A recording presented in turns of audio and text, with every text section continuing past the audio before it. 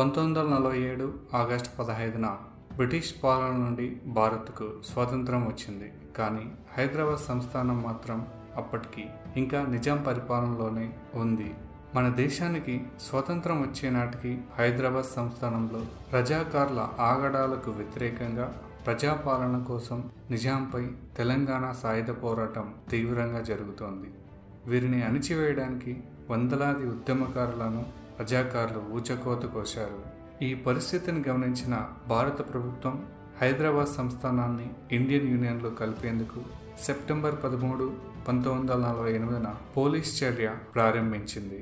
ఈ పోలీస్ చర్య మొదలైన 5 రోజుల్లోనే, అంటే సెప్టెంబర్ 17, 1948న హైదరాబాద్ నిజాం మీర్ ఉస్మాన్ అలీ ఖాన్ భారత సైన్యానికి లొంగిపోవడంతో తెలంగాణ మొత్తం బాంఛన్ సంఖ్యలను తెంచుకుని ఇండియన్ యూనియన్లో విలీనమయ్యింది.